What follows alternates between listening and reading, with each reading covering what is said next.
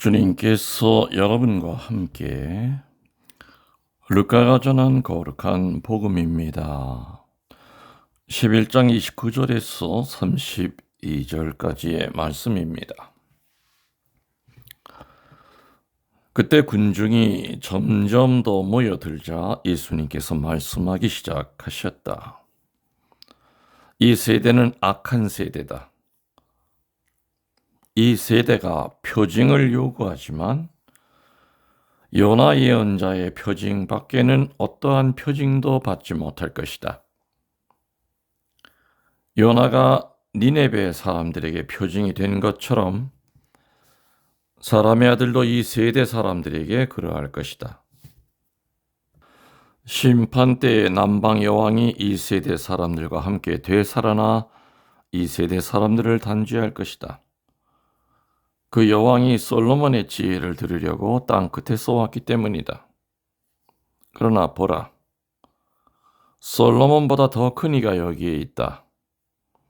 심판 때에 니네베 사람들이 이 세대와 함께 다시 살아나 이 세대를 단죄할 것이다.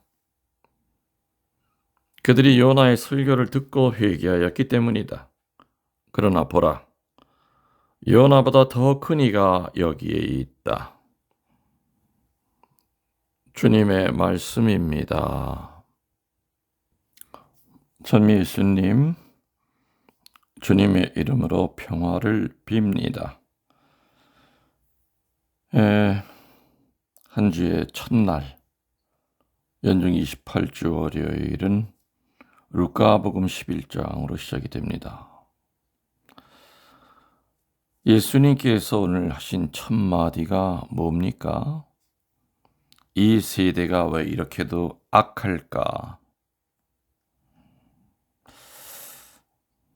2000년 전에 예수님이 볼 때 그 세대가 참 악하게 보였다면은,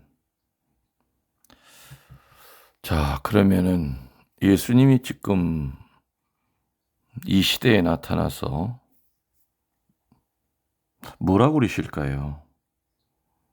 많이 정화가 됐다, 이 시대가, 이 세대가. 내가 33년 살았던 2000년 전보다 나를 믿는 이들이 이 세상을 참 많이 정화시켜서 참 살기 좋게 됐다. 지상 천국이 됐구나. 이렇게 얘기하실까요? 아닙니다. 이제는 더 이상 악하고 더 이상 악랄해질 수 없을 정도로 인간들은 망가져 있습니다. 지금 시대를 환난의 시대고 혼돈의 시대죠. 세상 종말을 가까이 보고 주님의 재림이 가까이 오는 시기가 분명합니다. 이스라엘과 하마스의 그 싸움, 지금 제가 말하는 이 순간에도 그 전쟁으로 죽어가는 사람이 있습니다. 한쪽은 유대교, 한쪽은 이슬람교. 사실 따지고 보면은 할아버지는 아브라함 똑같습니다. 유대교나 이슬람이나. 배다른 자식이지만은 어떤 한 할아버지를 둔 이 두 종교 집단이 싸웁니다. 예수님 시대 때 악했던 것은 어찌 보면 악한 것도 아닙니다. 지금 이 시대에 비하면은. 아무튼 주님 내려다보시면서 얼마나 한심한 생각이 들까. 참 슬픈 세대죠. 유대인들은 예수님께 자꾸 뭘 요구했습니다. 무언가를 자꾸만 좀 달라고 요구합니다. 보여달라고 그럽니다. 뭘 보여달라고 그러냐. 당신이 하느님께로부터 보냄받은 참다운 메시아임을 좀 증명할 수 있는 기적을 좀 보여달라고 자꾸 얘기합니다. 근데 이들이 예수님께 요구했던 이 요구란 진정한 의미에서 하느님을 알고 구원을 알고자 하는 순수한 의미의 천상신비와 예수님을 통해 나타나는 하느님의 그 놀라운 권위를 보고자 하는 그런 뜻에서 기적을 보여달라고 한 것이 아니었던 겁니다. 그 유대인들에게 있어 당장 급했던 건 뭡니까? 로마의 지배로부터 자신들이 해방되는 겁니다. 그리고 이 세상 어느 민족보다 강해져서 다른 민족을 딛고 올라서서 다른 민족을 다스리는 이스라엘이 이 지상의 최고의 민족이 되는 지상 왕국의 영광을 꿈꾸면서 예수님께 그것을 이루어 봐라. 그러면 네가 하느님의 아들임을 메시아임을 우리들이 믿어주겠다 이겁니다. 도끼 등 위에 면도칼을 올려서 세울 수가 없습니다. 도끼 등 위에 면도칼이라고 하는 이 말은 서로 생각이 다를 때 하는 말입니다. 주님이 생각하시는 그 메시아의 모습과 유대인들이 생각하는 메시아의 모습이 이게 달랐던 거죠. 예수님은 세상 모든 사람들을 죄에서 구원하시고 죄로 멀어졌던 인류와 성부가 서로 화해할 수 있도록 하시고 인류에게 죽음을 넘어 영원한 삶의 문을 열어주시고자 오신 것이었습니다. 그래서 유대인들이 그토록 원했던 현세적인 권력과 부귀영화를 꿈꾸고 또 당신 뜻을 알아듣지 못하는 그 유대인들을 한탄하고 계시는 겁니다. 오늘 어찌 이렇게 세대가 악할까, 못된 생각을 품고 있을까 이겁니다. 그래서 그들에게 경고하시기를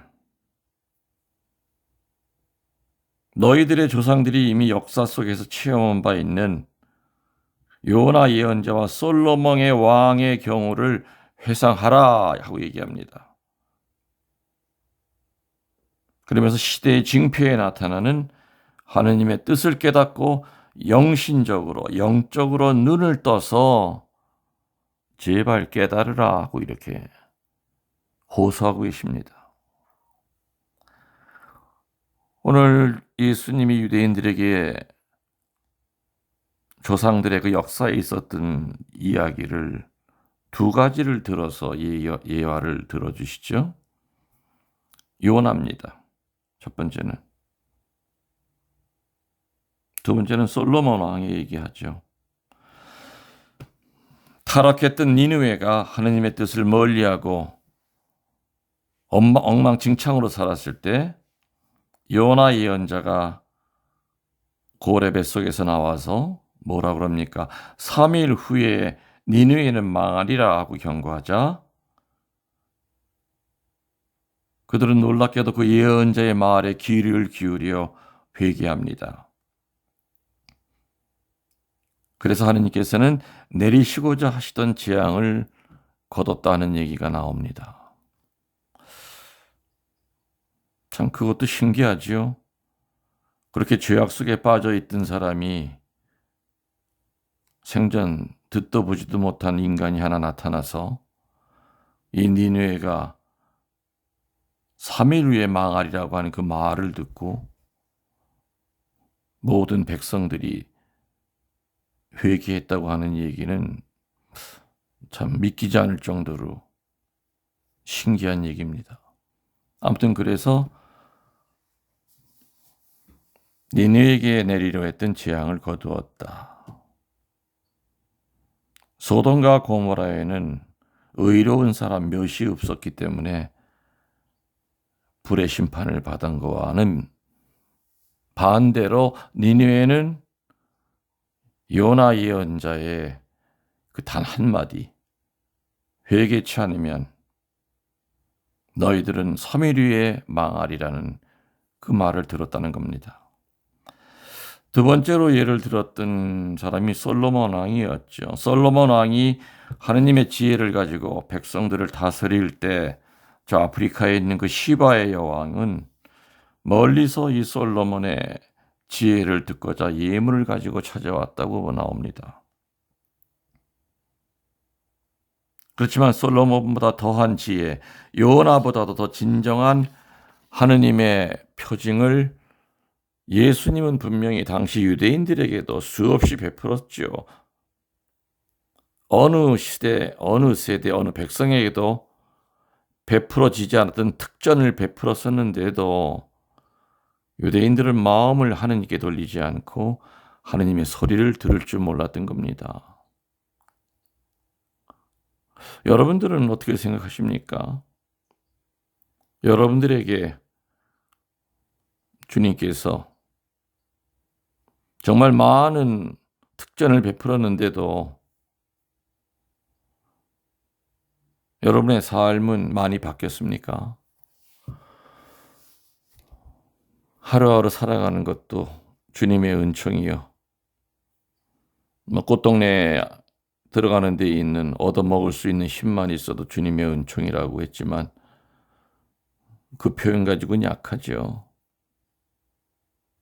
아침에 눈을 뜰 수 있는 것만 해도 주님의 은총이고 내 손가락으로 묵주를 굴릴 수 있는 것만 해도 주님의 은총이고 내 눈으로 아름다운 세상을 볼 수 있는 것만 해도 주님의 은총이지요. 내 두 다리로 성당 문턱을 넘어설 수 있는 것만 하여도 주님의 은총입니다. 이렇게 우리들은 많은 특은 속에 살아가고 있는데 하나님께 감사할 줄 모르고 하나님의 소리를 들으려고 귀를 열지 못하고 살아가고 있지는 않는가.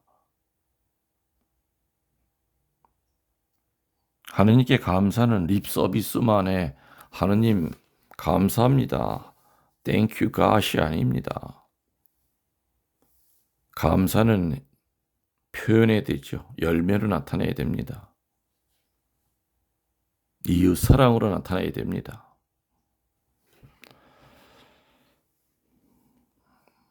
구세주를 분간하기 어려웠던 그 당시보다 우리는 지금 20세기에 걸쳐서 수많은 사람들의 지혜와 삶을 통해서 체험하고 소화시킨 그 믿음의 생활을 일러주는 교회의 가르침이 있습니다.